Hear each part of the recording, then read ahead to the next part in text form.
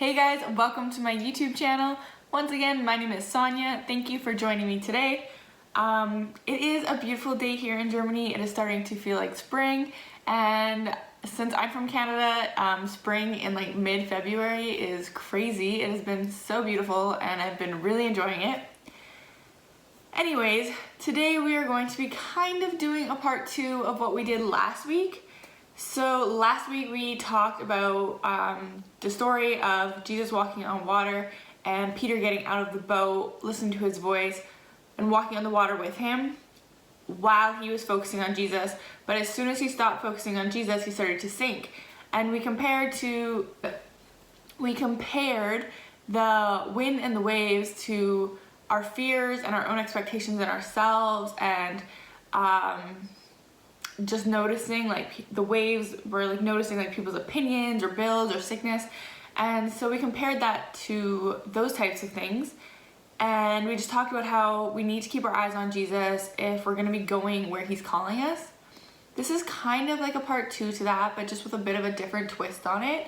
It is still about keeping your eyes on Jesus, but it's more about how there's so many distractions in the world, and we just need to make sure that we're not distracted.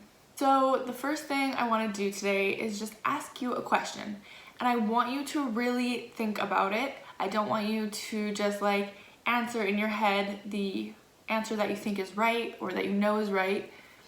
I want you to really reflect with this question. Where do you find your comfort? Where do you find your help? Where do you find your identity? For me, I know that I personally like to kind of distance myself from the world, and that's how I find some comfort and peace. That's where I find solitude and strength, and a lot of the time that can be where I find my identity. And where we find our identity and our help and our strength looks so different for each person. But for me, like I said, it was kind of like retreating back from the world and numbing to the world around me. And that has looked different in different seasons of my life. It has looked like reading a book, like binge reading books. It has looked like partying when I got older. There's a season in my life where it was excessive exercise or how well I did in sports. And there was a season where even it was just binge watching Netflix. And I am happy to say that now I'm a lot healthier. I don't really like lean into these things when I need help and comfort, and they're not where I find my identity. Even though sometimes I still do binge watch a little bit too much Netflix, I have learned to focus on Jesus. And that is what I want to talk about today. So not only is it super important, like we talked about last week, to keep our eyes on Jesus, it is also super important to be aware of what is distracting us from keeping our eyes on Jesus. And so we need to be aware of all of these things. We need to be aware of some of these things that might appear harmless but are actually major distractions in our lives. And for me, for a long time, like I said, I thought watching Netflix was harmless. Like I had done all my work for that day and now I just wanted to kind of like veg out. But I didn't realize that that vegging out was a huge distraction from my relationship with Christ. And when I am tuning the world off around me or kind of trying to numb out my feelings, I am numbing out a huge part of what makes me me, and maybe even what Jesus is trying to say to me in that moment. And we need to be taking our eyes and our focus off of all of these material things and these distractions around us, and we need to be putting them on things that are eternal. So taking our eyes off of all of these immediate pleasures around us and looking up, looking at Jesus, and looking at what is going to matter eternally. And it can be so easy to be like the culture around us. But as Christians, we are called to be set apart. And when we are putting all our focus into distractions, we're often not looking or acting like we are a set apart people. We are often not representing God fully because we're not making Christ a priority in our life. And so then we won't be channeling and being filled up with Christ, and we won't be channeling that to the people around us. And so we need to realize where we're putting our focus and our energy, and if where we are putting our focus and our energy is helping or hindering our relationship with Jesus and how we are a light to others. We need to spend more time in front of God than we are spending in the presence of our peers, of TV, Instagram, work, sports, partying, etc. We need to be putting more focus on God than on how many likes we're getting on Instagram, how fit we are, how good we look in this bikini, or how popular we are, how much money we're making. Those are worldly things. So I want to read Psalm 121 really quick, and I feel like the first two verses are very familiar for most people, but I think just the whole chapter, it's not very long, but the whole chapter is going to give us such a full look at what we want to see in this passage. Psalms 121, a song of ascents. I lift up my eyes to the hills. From where does my help come? My help comes from the Lord who made heaven and earth. He will not let your foot be moved. He who keeps you will not slumber. Behold, he who keeps Israel will neither slumber nor sleep. The Lord is your keeper. The Lord is your shade on your right hand. The sun shall not strike you by day, nor the moon by night. The Lord will keep you from all evil. He will keep your life. The Lord will keep your going out and your coming in, from this time forth and forevermore. Right away we're seeing like the author telling us to look up. Look up, where is your help coming from? And so this fits in because it's like, what we're talking about is look up from these distractions. Where is your help actually coming from? Are these distractions actually giving you help, or are they being a band-aid for your issues? Your help comes from the Lord who made heaven and earth. We need to be looking to the Lord. He has made every single thing. He has made us. He has designed us. And He is the one who can really give us help. He knows what we need inside and out, and He knows how it's all going to fit together. And so when we get anxious or worried or consumed with things of the world, we need to ask, are these really helping the problem? Are these really helping me? No. Only the Lord who has made heaven and earth and you and me can really help us. And that is where we need to be putting our trust. That is where we need to be finding our help, our strength, our identity. It says He will not let your foot be moved. He never slumbers. He who keeps Israel never sleeps. And it ends by saying, the Lord will keep you from all evil. He will keep your life. The Lord will keep your going out and your coming in from this time forth and forevermore. God is watching us always. He is always taking care of us. He is always watching us. And we need to be putting our trust in something that lasts, something that really matters, and something that is real, not in these distractions around us. We must take our eyes from the things that are of importance in this world, and we need to look to God and to the eternal and what matters in that context. What will be eternal?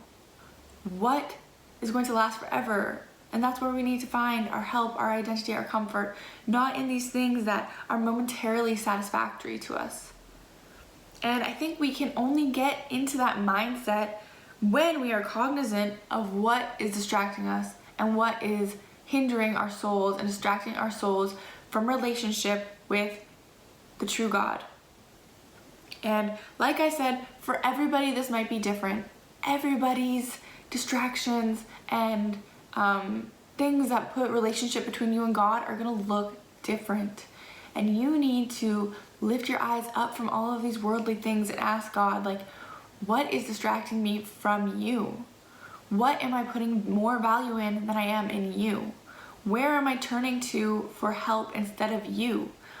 And when we start to do this, we will start to unpeel those layers with God, and He's going to show us what we need to improve in and what we need to get rid of. And in my own walk, God is actually like, He knew, I think, that I was too weak to get rid of these things that was distracting me. And He took them from me, and it hurt. But in hindsight, I can see so much clearer now. My soul feels like it's been like decluttered, like, you know, Marie Kondo or whatever. Like, it feels like He just came in and cleaned all of that clutter that was distracting me, and now I can focus on Him. And we as Christians, we're called to be set apart and to be focused. And when we are set apart and when we're focused without distractions, it's a very powerful thing, and we're going to be just in like amazing fellowship with God and with fellow believers, and that's a powerful thing. And the devil knows it, and he wants to keep us distracted so that we are not realizing where God really wants us and who God really is and how we're supposed to behave in this world. Because when we're distracted, we're not feeling called to behave differently because we're not even listening to the sound of God's voice. And when we are consumed with worldly pleasures, that's a huge distraction. And the devil wants to keep us distracted with worldly pleasures. He wants us to think that we deserve these things. He wants us to compare with other people who have things that we might not. And he wants us to be consumed when we don't have these worldly pleasures. And I think in the world that we live in, it is so accelerated because we have social media. We can instantly like wake up and look on the gram and see like, oh wow, this person has all of these nice things. They have this perfect life. They live in luxury. I wish I had that. But that is a material, worldly, not lasting thing. And we need to be self-disciplined so that we can say, okay, we need to spend time with God immediately in the morning and not go on social media, because when we spend time with God, He's going to put our heart in the right place. He's going to put our minds in the right place. He's just going to line everything up for us. And then even if we do go on social media later and we see all these people with these nice things, our hearts are going to be aligned with God, so we're not going to feel envious or jealous. We're not going to be consumed with the desire to have those things. And our whole mindset in Western society, it revolves around material gain and pleasure. And we need to set ourselves apart from that culture. And it's hard. We have to be the ones who are swimming upstream against where everyone else is swimming. And that's hard. I can't help but think when we're talking about this, a couple of months ago, I actually downloaded TikTok because it just sounded really fun and everybody was talking about it, and I didn't want to feel like I was old and didn't know what was going on. So I got TikTok, and it was so addictive. Like I think it's a fun app, but you have to be aware when you're going into that app, and I was not. And so I would be spending hours on TikTok. I would be just scrolling the For You page. It was consuming me. It got to the point where when I was having conversations with my husband, I would just be replying with like TikTok sound bites, or like I would just be singing like the little TikTok tunes all the time. Oh, the sun is really coming out now. And it was just consuming my whole life. And I was like feeling so depressed because I was like, oh, all these people, they dress so nice, they're funny, they can sing, or they can draw, or dance or something. And I'm like, I was trying to make TikToks and they were failing, and I just felt like voice crack. I just felt so insignificant, and that's ridiculous. But while I was on that app, I spent less time genuinely in God's presence to just be with Him than I did on TikTok. I would and my mind was always just like kind of going like TikTok, like with all these little sound bites. And I had to delete the app because it was not something I could personally handle. I'm not saying it's the same for everybody, but for me, I could not handle it. And I think that it's just an example of, oh, why is it so bright out there? That is just an example of how we need to be on guard from all these distractions.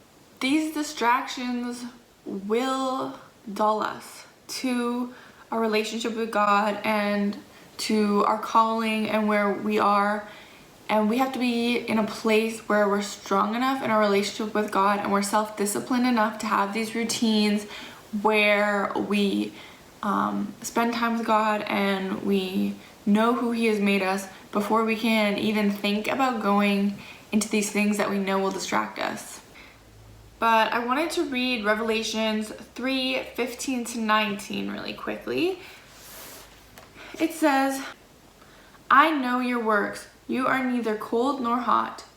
Would that you were either cold or hot. So, because you are lukewarm and neither hot nor cold, I will spit you out of my mouth.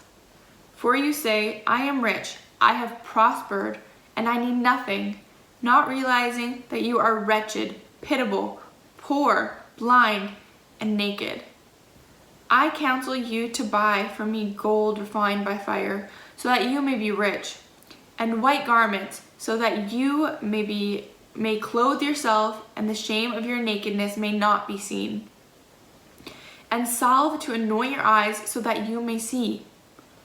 Those whom I love, I reprove and discipline, so be zealous and repent. Behold, I stand at the door and knock. If anyone hears my voice and opens the door, I will come. I will come in to him and eat with him, and he with me. The one who conquers, I will grant him to sit with me on my throne, as I also conquered and sat down with my Father on his throne. He who has an ear, let him hear what the Spirit says to the churches. So I love this passage. I want to just first talk about how we need to not be lukewarm. And that's hard because when we're not lukewarm, when we're hot or we're cold, we stand out. And you're more noticeable. People see that you're different. And that can be really hard, especially in such a call-out culture where everybody wants to call out these things that they see in people that they don't like and that they're kind of mean. But the thing is that Jesus says, the one who conquers, I will grant him to sit with me on my throne, because I also conquered and sat down with my Father on his throne. We need to be conquerors, and conquerors are not lukewarm. They are hot, on fire for God. When we are consumed and content with earthly riches, we are not going to be consumed and on fire for God. And I am not saying that if you're prosperous or wealthy, that you're bad or that's sinful. That is not what I'm saying at all. I'm saying that you should not find your satisfaction or your comfort or your help or your identity in your wealth or in anything else except for in Christ. Because the problem is that it is so easy to be lukewarm, especially in our culture. And we don't always know heartache or struggle or persecution. And so it's so easy for us just to kind of like settle in where it's comfortable and kind of go along for the ride. But we are called to be conquerors. We are called to be more than conquerors. And that's gonna mean us going against the current and swimming against people. And it's gonna take a lot of self-discipline. And we need to put these habits in place where we're like in a routine where we are prioritizing God. Because let's be honest, we're sinful and we don't always have the strength to prioritize putting God first every single day.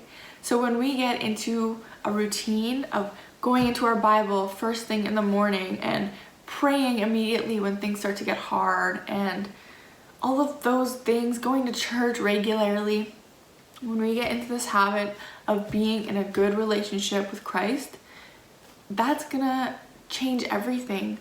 We're gonna stop turning towards these things that used to distract us and these things that where we used to find our comfort. And instead we're gonna start turning our eyes up, and the rest of our body is gonna follow up.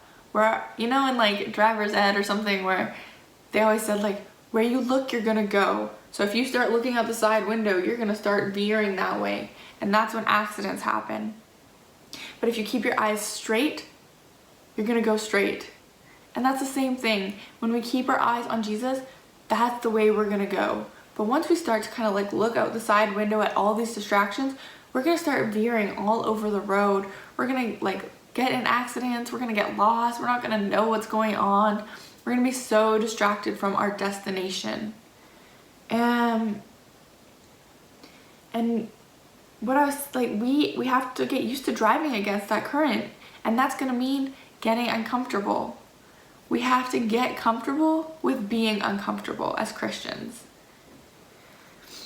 We have to become comfortable with breaking social norms and standing up for what we believe in. And this can be one small step each day. It can be something small, just something small. Like maybe you've never told your coworkers that you go to church, and they ask you how your weekend is, and you just say, oh yeah, it was fun, I did this and this, but you never mention church. And maybe your small step today can just be saying, my weekend was good, I went to church. How was your weekend? Or I learned this at church. And from there, just keep taking these small steps and just keep praying that God is going to give you the strength and the wisdom to keep going.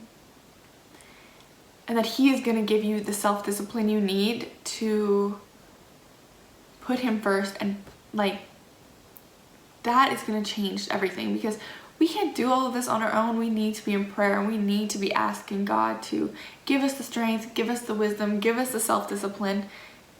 And we have to want it, and God is going to start to give these things to us. And eventually, hopefully, we'll stop focusing and finding our identity and our help and our comfort in things like sports and friends and money and comfort and success. And we will find our identity and our strength and our help in Jesus. The things of this world are all temporary. And that is something I have to remind myself of all the time, because I like nice things. I'm not saying that I don't fall into these temptations, or that I don't feel like, oh, well, I don't have the nicest clothes, or my style isn't as on point as that girl's, or XYZ, and I don't feel insecure. But it has been a constant journey, and it is going to be a continuous journey of just asking God to realign my values and to keep my eyes on Him. And it's hard, and I get scared sometimes about being bold with my faith and being cognizant of where I'm putting my energy, and I'm scared of standing apart. But that is something that I need to get more comfortable with, and I'm working on doing that every single day.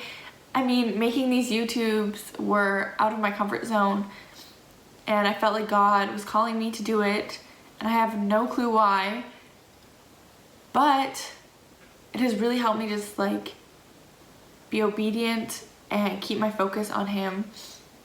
And doing these things that are out of your comfort zone continually are going to continually keep you on your toes, and it's going to force you to have to depend on God and keep your focus on Him.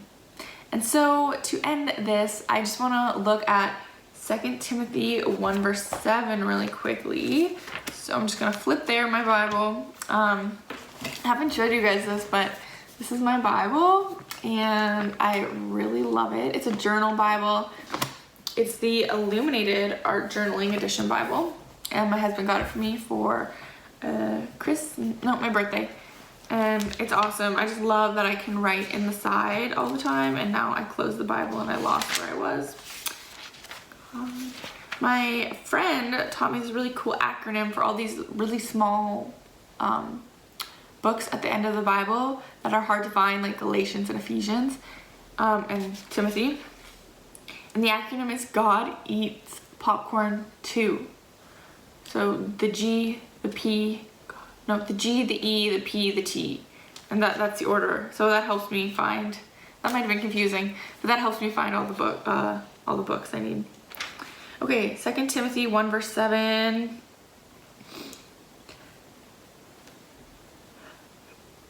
For God gave us a spirit, not of fear, but of power and love and self-control.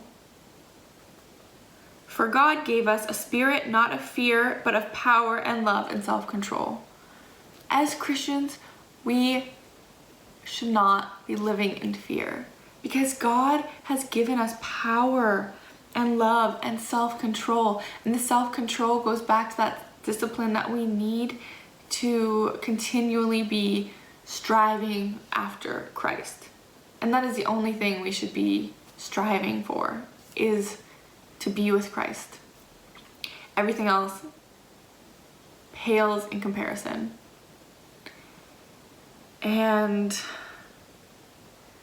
we need to walk this journey in love, though. Like, we have power and we have self-control, it says right here, but we have to do it with love. And so I just want to encourage you guys that you can do this. You can walk in these things that scare you because our God is so much bigger than those things. And we are called to be set apart.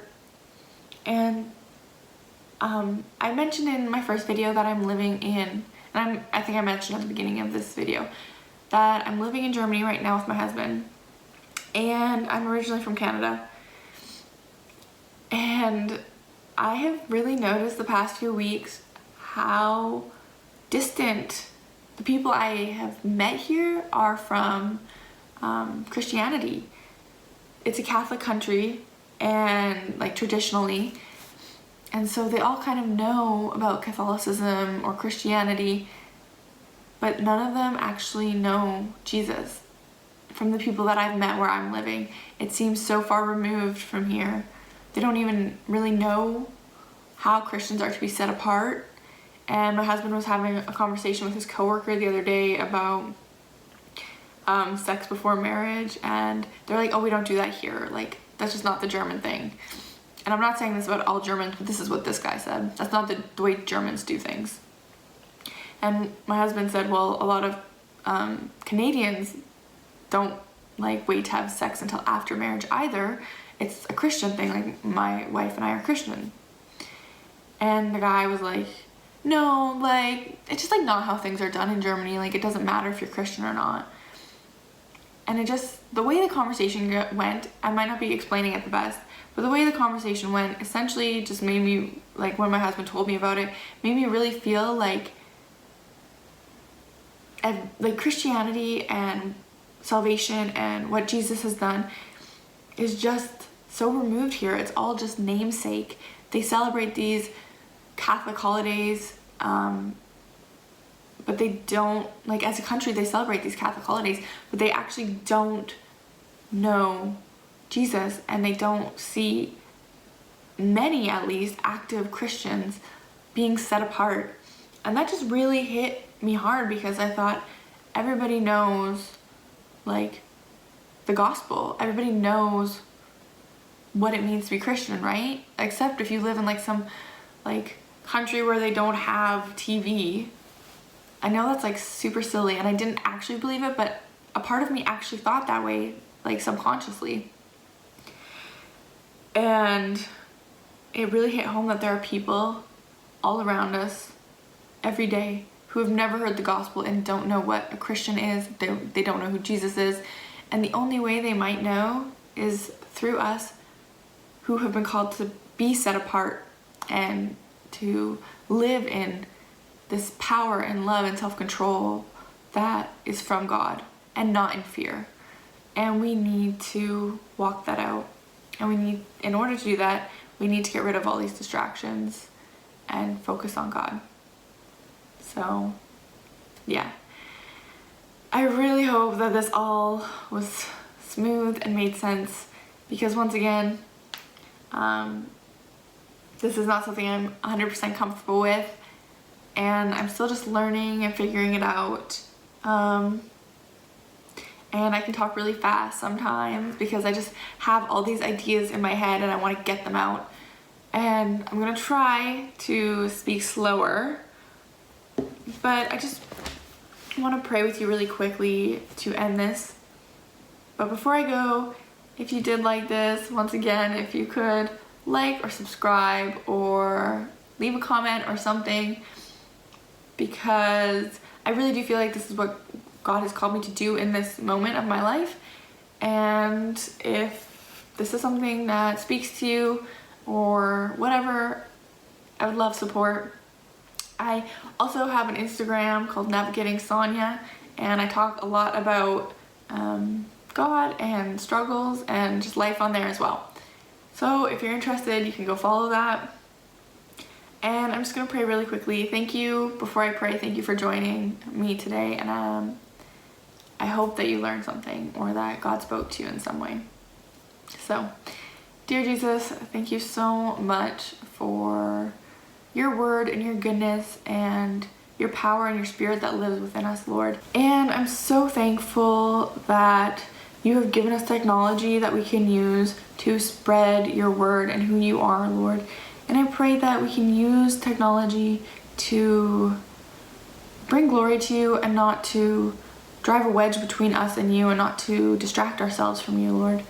I pray that whatever is a distraction in my life, and for those who are listening, whatever is a distraction in their life, that you will just help us to get rid of those things, Lord, that you'll peel those away from us so that we can focus on you wholeheartedly, that we can focus on being set apart for you, Lord. I pray that you will just give us courage and boldness as we navigate this fallen, broken world that is hurting, Lord. And help us just to remember that we're not called to be lukewarm, we're called to be set apart, we're called to share who you are with the people around us, Lord. And I pray that you help each and every one of us do that. In your precious name, amen.